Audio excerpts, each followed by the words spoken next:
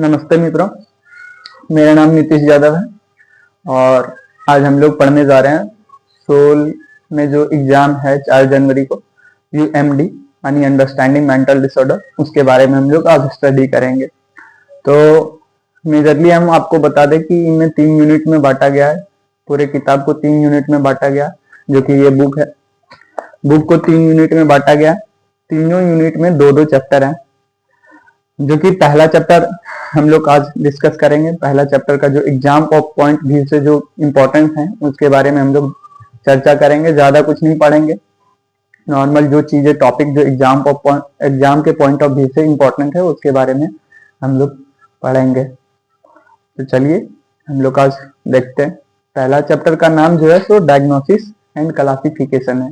हम आज हिंदी से ही ज्यादा चीजों को बोलेंगे, क्योंकि हिंदी में ज्यादा मेरे को कंफर्टेबल है। इंग्लिश में भी कुछ चीजों को देखेंगे, जो हिंदी वाली चीजें हैं उसको देखेंगे। तो पहला जो चैप्टर का नाम है डायग्नोसिस एंड क्लासिफिकेशन, उसमें हिंदी में इसको निदान और वर्गीकरण कहते हैं। पहला चैप्टर का नाम जो है तो निदान और वर्गीकरण है। निदान और वर्गीकरण में हम लोग को सबसे पहले जो पढ़ना है वो ये चीज पढ़ना है इस चैप्टर में, इस बुक के कंटेंट से ये पढ़ना है कि पहला टॉपिक जो है सो वो नॉर्मल और अब नॉर्मल क्या होता है। नॉर्मल और अब नॉर्मल बिहेवियर होता क्या है, इस चीज के बारे में इसमें पहला दिया गया। तो इस बुक में एग्जाम्पल के थ्रू से समझाया गया है कि सवाना नाम की एक लड़की रहती है जिसका एज 24 साल है। वो 9th क्लास तक पढ़ी लिखी है।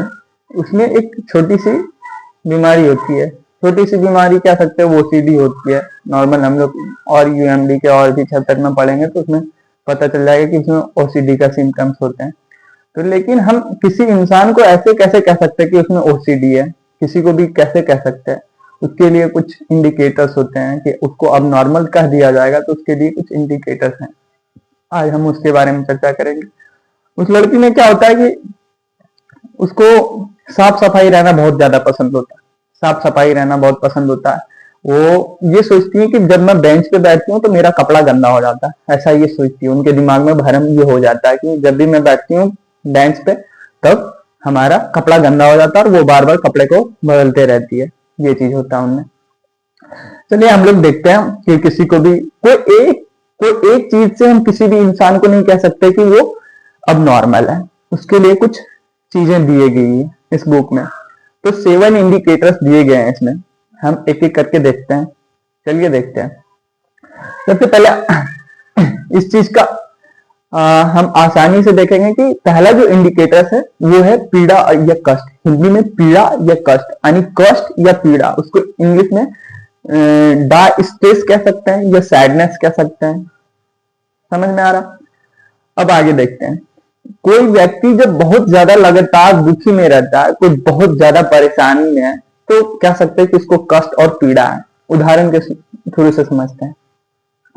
अगर कोई छात्र हमेशा एग्जाम को लेकर चिंता में रहता है, हमेशा रहता है, मतलब एग्जाम उसका बहुत दिन बाद है फिर भी वो आज तक चिंता में है और पढ़ नहीं रहा है, पढ़ ही नहीं पा रहा, बस ये सोच के कि फेल होंगे कि पास होंगे कि कैसे क्या करे, और ये पढ़ने भी छोड़ दिया। यही चिंता में वो पढ़ता भी नहीं, अरे यार छोड़ो बाद में पढ़ लेंगे, इस तरह करके उसके दिमाग में, और वो हमेशा चिंता में रहता है।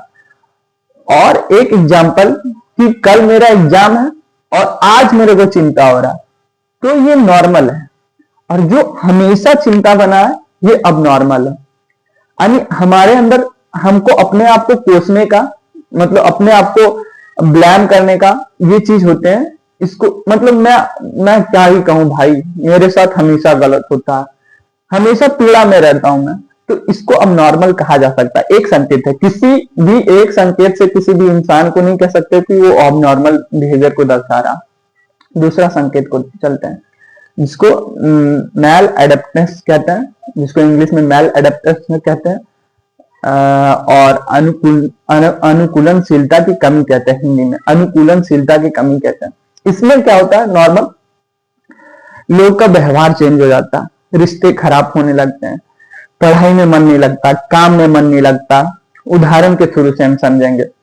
अगर कोई व्यक्ति, इस बुक में दिया गया, अगर कोई व्यक्ति ऐसा हो जाता है कि उसके दिमाग में कुछ ऐसे ऐसे थॉट आते हैं ऐसे ऐसे थॉट आते हैं, या वो इतना चिंता में होता है कि वो खाना खाना कम कर देता है। को एग्रोफोबिया कहते हैं। वो खाते खाते वो खाता ही नहीं है, बिल्कुल नहीं, खाना खाना बंद कर देगा, बिल्कुल ही।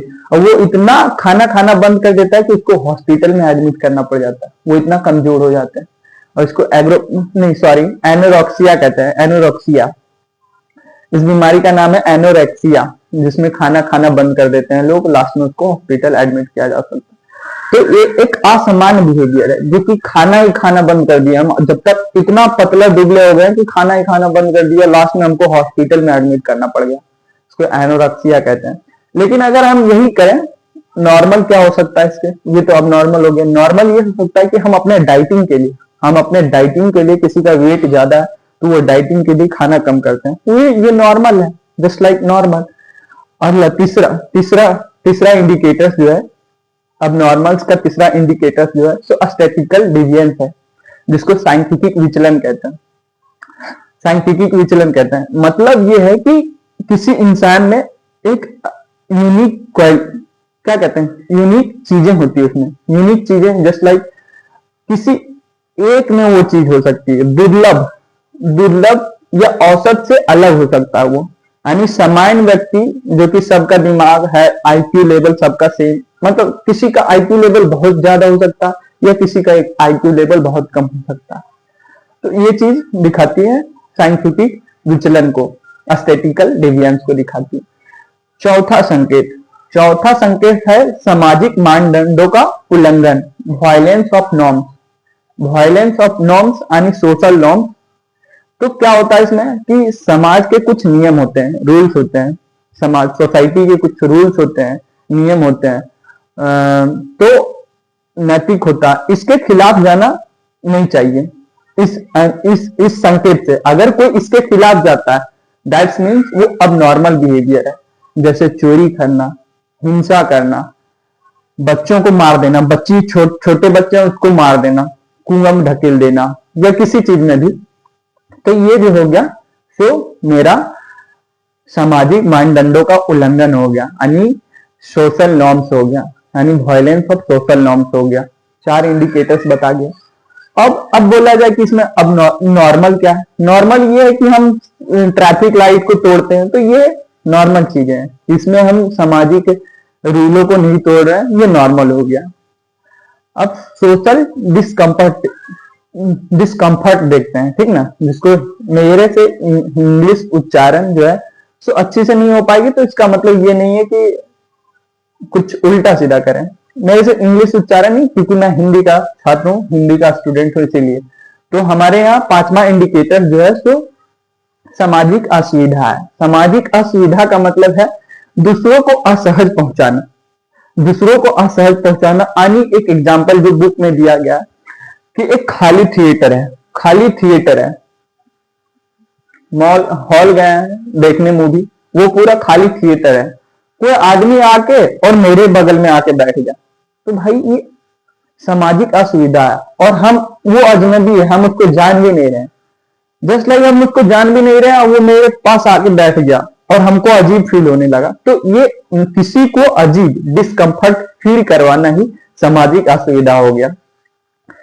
ये चीज होता है 5वां इंडिकेटर। 6ठा पे चलते हैं।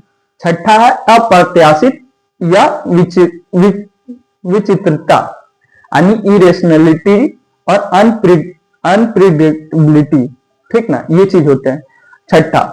अब इसमें क्या होता, इसमें होता अचानक अजीब सा बिहेवियर करना, अचानक बाहर में किसी को कुछ समझ में ना आए, कोई आदमी आके आपके पास बहुत ज्यादा हंसने लगे या चिल्लाने लगे, भाई वो मतलब इरेशनल बिहेवियर है, भाई उसका कुछ नहीं समझ में आया। कोई आके रोने लगे आपके पास, अजीब सा हरकत करने लगे, जो कि कोई नाचने लगे सड़क पे, तो ये अब नॉर्मल बिहेवियर में आ सकते हैं। 7वां हम देख सकते हैं डेंजरनेस, यानी खतरनाक होना। खतरनाक होना का मतलब है हम खुद के लिए खतरा है और दूसरे के लिए भी खतरा है। हम खुद से आत्महत्या की बात करते हैं या दूसरे को मारने की बात करते हैं कि साले को निपटा देना है। अगर हम ऐसा कोशिश करते हैं तो ये मेरे लिए आत्महत्या या किसी को नुकसान पहुंचाने की बात करते हैं, तो ये जो है ये समाज के लिए अब नॉर्मल बिहेवियर में के इंडिकेटर्स में आता है। चलिए आगे हम लोग बढ़ते हैं। ये सातों इंडिकेटर एक बार फिर से शॉर्ट में बता देते हैं।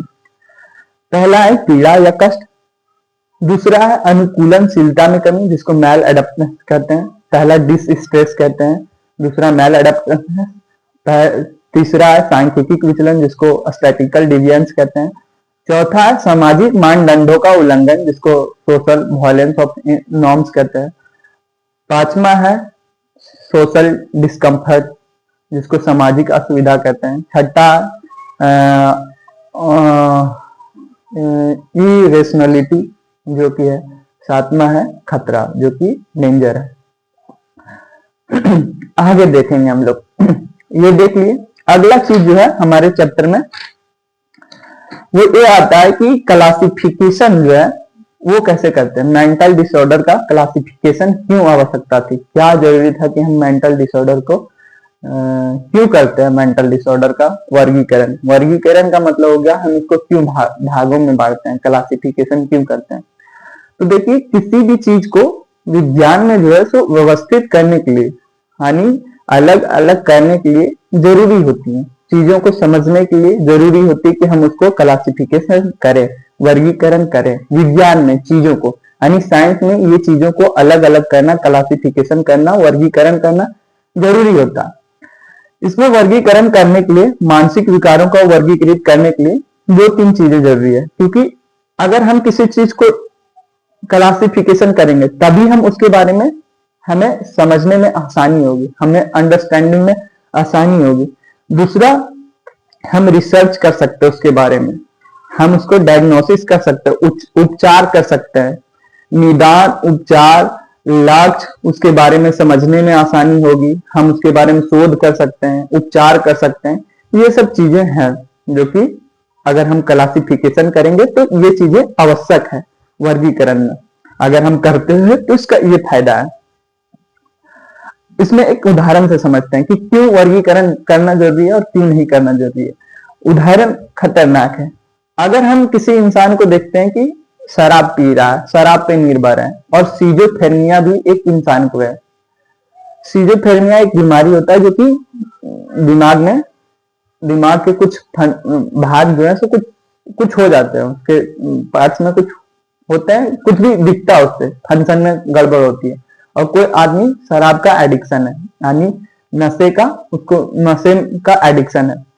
अगर दोनों अलग अलग विकार है और हम एक ही चीज का सॉल्यूशन निकाल देंगे, दो तो अलग अलग बीमारी है, हम हिंदी में बोल रहे हैं तो दोनों अलग अलग बीमारी है। शराब का एडिक्शन भी अलग बीमारी है और स्किज़ोफ्रेनिया भी अलग बीमारी है। लेकिन अगर हम इसको अलग अलग ना करें और दोनों का उपचार जो निदान होता है, सॉल्यूशन जो है, दोनों का जो सॉल्यूशन है वो सेम ही दवा चला दे दोनों के ऊपर, तो सही रहेगा? नहीं सही रहेगा।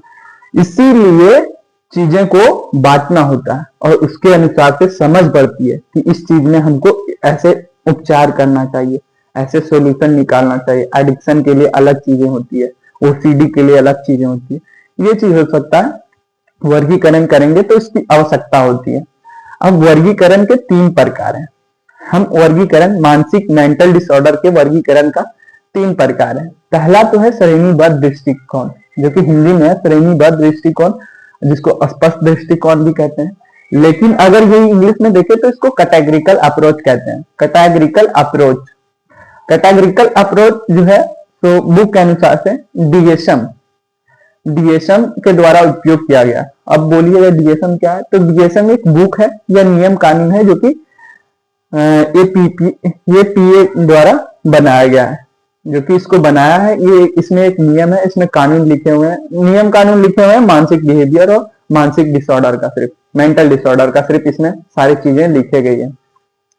तो हम शॉर्ट में चलेंगे भाई, इतना ज्यादा कुछ नहीं बोलना है क्योंकि वीडियो लंबी हो जाएगी। तो श्रेणीबद्ध दृष्टिकोण यानी कैटेगरिकल अप्रोच में हम डीएसएम द्वारा इसका उपयोग किया जाता है। यानी डीएसएम का मतलब डायग्नोसिस, स्टैटिस्टिक्स मैनुअल, ये चीजें श्रेणीबद्ध अप्रोच में, कैटेगरिकल अप्रोच में किया जाता है। इसमें जो है तो डिसऑर्डर को अलग अलग श्रेणी में बांटा जाता है। डिसऑर्डर को अलग अलग श्रेणी में बांटा जाता है। जैसे ओसीडी है तो अलग है, एडिक्शन है तो अलग है, और भी बाइपोलर डिसऑर्डर है तो वो अलग है, स्किज़ोफ्रेनिया है तो वो अलग है। तो इसमें श्रेणीबद्ध यानी अलग अलग भागों में बीमारियों को बांटा जाता है, अलग अलग करके रखा जाता है। मानदंड मानदंड पूरे करने पर ही निदान किया जाता है। इसमें कुछ चीजें होती है। अगर किसी भी बिहेवियर को अगर हम किसी भी बिहेवियर को अगर किसी में 5 लक्षण दिखते हैं, 5 सिम्टम दिखते हैं, उसमें अब के 5 सिम्टम दिखते हैं, तभी हम कहेंगे कि वो अब नॉर्मल है। ऐसे हम उसको नहीं कह सकते हैं कि अब नॉर्मल है। और इस पे समस्या का ओवरलेप भी किया जाता है, जिसमें निदान में कठिनाई नहीं होती है। निदान का मतलब हो गया सॉल्यूशन निकालने में कठिनाई नहीं होती है, प्रॉब्लम को सॉल्व करने में या बीमारी को खत्म करने में निदान का मतलब यही होता है कि कठिनाई में ज्यादा दिक्कत नहीं होती है अगर प्रॉब्लम सॉल्व हो जाते हैं तो। ओवरलैप करते हैं तब पर भी। दूसरा है डायमेंशनल अप्रोच, जिसको आयामी दृष्टिकोण कहते हैं हिंदी में। इसमें व्यवहार और लक्षण, जो हमारा बिहेवियर है और हमारा लक्षण जो है उसकी निरंतरता को मापती है। ये आयामी दृष्टिकोण व्यवहार और लक्षण के निरंतरता को मापती है यानी कह सकते हैं कि ये व्यवहार कितने लेवल का है इस चीज के बारे में बताती है। यह बताता है कि व्यक्ति सामान्य से कितना अलग है। जस्ट लाइक अगर हम कुछ अजीब सा हरकत करें तो ये चीज बताएगा, ये डिवाइड करती है डायमेंशनल अप्रोच कि ये सामान्य लोगों से कितना अलग है, ज्यादा कितना है, कितना कम अलग है, ये सब चीजें बताता है, लेवल बताता है। इसमें फायदा क्या है? फायदा है सहरोगुणता की संभावना बनती है, संभावना कम होती है सहरोगुणता का। अब सहरोगुणता का मतलब होगा कोमोरोबिडिटी है। मेरे को उतना अच्छा से प्रोनाउंसिएशन नहीं करना आता भाई इंग्लिश, तो आप लोग देख ले अपना। सहरोगुणता की संभावना कम होती है इसमें, किसमें? डायमेंशनल अप्रोच में। तीसरा, लेकिन निदान और उपचार महंगे और जटिल होते हैं डायमेंशनल अप्रोच में। उसमें पैसे और इसका उपचार करना यानी निदान करना, सॉल्व करना, सॉल्यूशन निकालना, डायग्नोसिस करना बहुत ज्यादा जटिल होता है, यानी बहुत ज्यादा कठिन होता है। ये चीज कहना चाह रहा, और महंगा भी होता है। तीसरा अप्रोच है प्रोटोटाइप्स अप्रोच।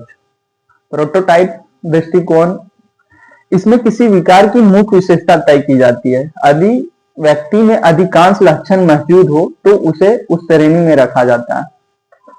यह लचीला है लेकिन सीमाएं स्पष्ट हो सकती है। उदाहरण के लिए कुत्ता की परिभाषा लेते हैं। अलग अलग नस्ल, रंग, आकार होते हैं कुत्तों में, लेकिन फिर भी सब में एक मूल समान गुण होता है जो कि वो कुत्ता कहलाता है। तो प्रोटोटाइप में यही है कि बीमारियां सब अलग अलग चीजें हो सकती है, लेकिन लक्षण एक हो सकता है उसमें। जस्ट लाइक अगर किसी बीमारी का अलग अलग चीजें दिख रही है, लेकिन उसका जो मेन पॉइंट रहता है, मेन गुण रहता है, मुख्य विशेषता जो रहता है वो एक ही होता है। वो चीज दिखना चाहिए, तो बाकी चीजें ये आती है प्रोटोटाइप अप्रोच में। अब कुछ लिमिटेशन भी होते हैं, क्लासिफिकेशन के लिमिटेशन भी होते हैं। तो लिमिटेशन भी है। वर्गीकरण से व्यक्ति की व्यक्तिगत जानकारी जैसे पृष्ठभूमि, व्यक्तित्व, रिश्ते खो सकती हैं। यानी किसी के बारे में व्यक्तित्व जो पर्सनल जानकारी है वो खो सकती है। इस चीज के बारे में बताया गया। दूसरा है कि रोगों को लेबल लगने का कलंक होता है, यानी स्टिग्मा से जुड़ सकता है। लोग को किसी को पागल का लेबल दे सकते हैं, किसी को हतोत्साहित का लेबल दे सकते हैं। तो ये चीजें होती है, कमियां में है वर्गीकरण का, कमियां में। समाज और संस्कृति के अनुसार असामान्य की परिभाषा बदलते रहती है। सामान्य और असामान्य जो है सो समाज में सबके लिए अलग अलग है। नॉर्मल और अब नॉर्मल हर समाज में अलग अलग हो सकते हैं, ऐसा नहीं कि एक ही चीज हो सकती है। और इसमें रूढ़िवादिता, जिसको कहते हैं प्रिजुडियस कह सकता है, या पता नहीं प्रिजुडियस ही कह सकते हैं। रूढ़िवादिता, जिसके सोच में पहले से किसी को गलत मान लेना है तो वो गलत ही है, ऐसे करके। हम लोग ये चीज देख लिए, 3 चीज देख लिए, 3 दृष्टिकोण हम देख लिए, 3 अप्रोच जो होते हैं क्लासिफिकेशन के।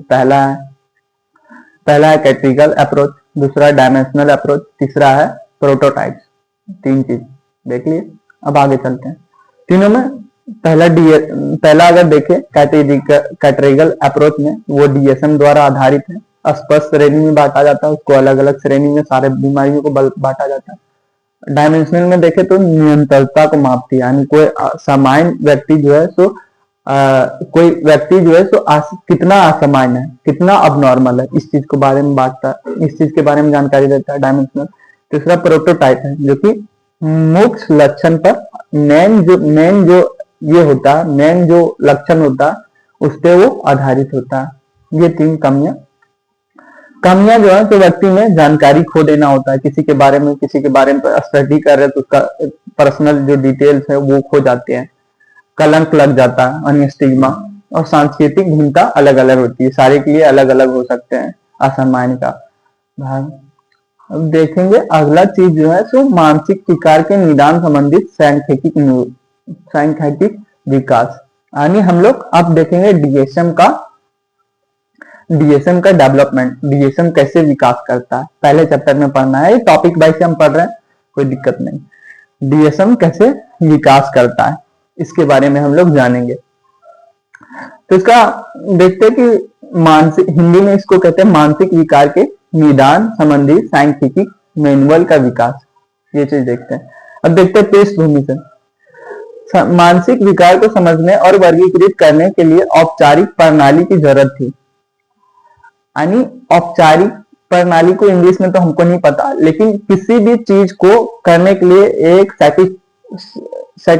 सर्टिफिकेट चाहिए, वर्गीकरण करने के लिए औपचारिक यानी ऑफिशियल प्रणाली चाहिए किसी भी मानसिक बीमारी को सॉल्व करने के लिए। अमेरिका में मानसिक रोगों का सांख्यिकीय डेटा इकट्ठा करने की कोशिश से यह प्रक्रिया शुरू हुई। ये चीजें जो शुरू हुई, मेंटल डिसऑर्डर के डेवलपमेंट यानी डीएसएम का जो विकास हुआ वो अमेरिका से शुरू हुआ, कि सारे मानसिक रोगों को इकट्ठा कर करके डीएसएम की शुरुआत हुई थी। शुरुआत जनगणना 1840 में केवल मूर्खता, पागलपन जैसी श्रेणी थी। जस्ट लाइक पहले बहुत ज्यादा नहीं बांटा गया था कि आपको बाइपोलर डिसऑर्डर है या ओसीडी है या एनोरेक्सिया या सिजोफ्रेनिया, इस तरह का कोई नहीं। आप अगर आप नॉर्मल बिहेवियर कर रहे हैं तो सीधे सीधे आपको 1840 के जनगणना के अनुसार से आपको सीधे सीधे पागल कह दिया जाएगा, पागल या आप मूर्ख हैं। आप अगर इंग्लिश बुक है तो आप इंग्लिश बुक से मैच करके पढ़ सकते हैं। मैं हिंदी लेवल में बोल रहा हूँ, आपको इंग्लिश में भी अगर आप बुक पढ़ेंगे तो समझ में आ जाएगा। 1880 में 7 अलग अलग मानसिक रोगों को मान्यता दी गई। डीएसएम का हम विकास पढ़ रहे हैं, यानी डीएसएम का डेवलपमेंट कैसे विकास हुआ उसके बारे में हम लोग पढ़ रहे हैं। और ये है पृष्ठभूमि, यानी पृष्ठभूमि का मतलब क्या कह सकते हैं इंग्लिश में, हमको नहीं पता, आई डोंट नो। तो 1880 में 7 अलग अलग बीमारियों में डिवाइड किया गया। आगे चलते हैं। शुरुआती में 1917 में मानसिक स्वास्थ्य पर राष्ट्रीय आयोग और अमेरिकन साइकेट्रिक एसोसिएशन ने अस्पताल के लिए एक मैनुअल बनाया जिसमें 22 निदान थे, यानी 22 डायग्नोस्टिक शामिल थे, जिसमें 22 तरीके से किसी भी बीमारी को सॉल्व करने का तरीका था। 1917 की बात करें शुरुआत में डीएसएम के बारे में, वो एपीए द्वारा किया गया। द्वितीय विश्व युद्ध के दौरान यानी सेकेंड वर्ल्ड वॉर के दौरान समस्या बढ़ती जरूरत के कारण नई वर्गीकरण प्रणाली बनाई गई। जैसे जैसे लोग डेवलप करते हैं उसके अनुसार से आवश्यकता ही आविष्कार की जननी है, ये चीज कहा जाता है, यानी आवश्यकता ही आविष्कार की जननी है, ये चीज पता चलता है इस चीज से। यानी द्वितीय विश्व युद्ध में जैसे जैसे इंसान को जरूरत पड़ा इसमें डेवलपमेंट और होते गई। अब देखते हैं डीएसएम का विकास। डीएसएम का विकास कैसे होता है इस चीज के बारे में जानते हैं। हम देखेंगे पहला DSM-1।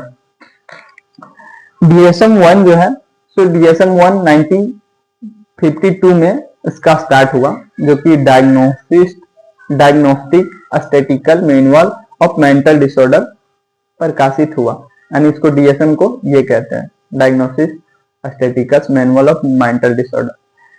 शुरुआत में DSM फर्स्ट में 106 मानसिक मेंटल डिसऑर्डर को रखा गया है, इसका विवरण उसमें किया गया है। और कई विकारों को प्रतिक्रिया के रूप में वर्गीकृत किया गया था। शुरू में ऐसा नहीं था कि डिसऑर्डर कह के रखा जाता था। एंजाइटी रिएक्शन, मानी शुरू में जो है तो रिएक्शन लगता था, लास्ट में कोई भी विकार के प्रतिक्रियाओं के रूप में रिएक्शन लगता था। डिप्रेशन रिएक्शन, एग्जाम्पल के थ्रू से आप समझिएगा। ऐसे बाद में डीएसएम में लगातार संशोधन होते रहे, यानी रिसर्च होता रहा और डीएसएम 2 आए, डीएसएम 3 आए आदि, ताकि निदान अधिक वैज्ञानिक और मानकीकृत हो सके। यानी बहुत ज्यादा डीएसएम का लगातार डेवलपमेंट होते गया। डीएसएम 2 आया, डीएसएम 3 आई और ये साइंटिफिक तरीकों से आता गया और बढ़ता गया।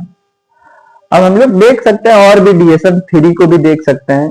डीएसएम 3 जो है तो 1980 में आया। डीएसएम 4 में 2 भाग में आया। डीएसएम 4 जो आया तो एक 90 डीएसएम 4 में 2 आया, डीएसएम 4 और डीएसएम 4 टीआर, इस तरह करके आया और डीएसएम 5 तक आया। इसका लास्ट ग्रोथ जो है तो डीएसएम 5 तक रहा।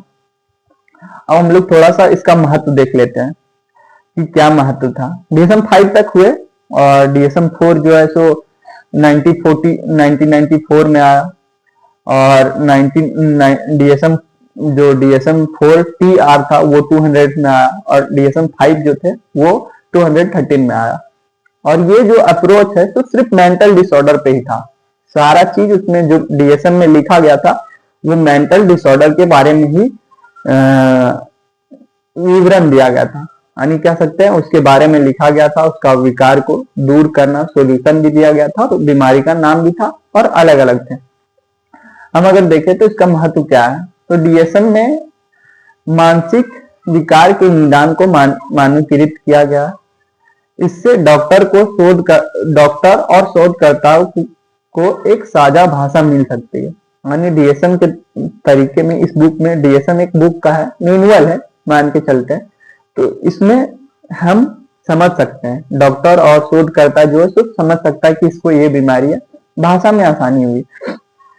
यह प्रणाली मानसिक रोग के अध्ययन, उपचार और साइंटिफिक विश्लेषण में बहुत उपयोगी है। डीएसएम जो है वो मेंटल डिसऑर्डर की स्टडी के लिए, डायग्नोसिस के लिए और स्टैटिस्टिकल एनालिटिक्स के लिए बहुत उपयोगी है। वेरी इंपॉर्टेंट, यूजफुल है इसका महत्व। और फिर से एक बार शॉर्ट में देख लेते हैं कि डीएसएम का जो शुरुआत हुआ वो 1840 में जनगणना के अनुसार से शुरू हुआ था, जिसमें उस टाइम सबको पागल का टैग दिया जाता था, पागल का लेबल लगाया जाता था। 1880 में 7 मानसिक रोगों, मेंटल डिसऑर्डर में बांटा गया अलग अलग। 1917 में अस्पतालों में के मैनुअल के रूप में 22 गो निदान यानी 22 गो सॉल्यूशन ढूंढा मेंटल डिसऑर्डर का, वो चीज उसमें लिखा गया उस बुक में। फिर द्वितीय विश्व युद्ध में, सेकेंड वर्ल्ड वार में नई प्रणाली डेवलप हुई, यानी नई सिस्टम का तरीका का बदला और इसी प्रकार से डीएसएम 1 खोजा गया जिसमें 106 बीमारी थी, 106 रोग था और इस फर्स्ट टाइम में डीएसएम 1 में रिएक्शन लास्ट में जुड़ता था, यानी प्रतिक्रियाएं, anxiety reaction, disorder, depression reaction, इस तरह करके डीएसएम एक मानसिक रोग का मानकीकृत वर्गीकरण है। आगे चलेंगे।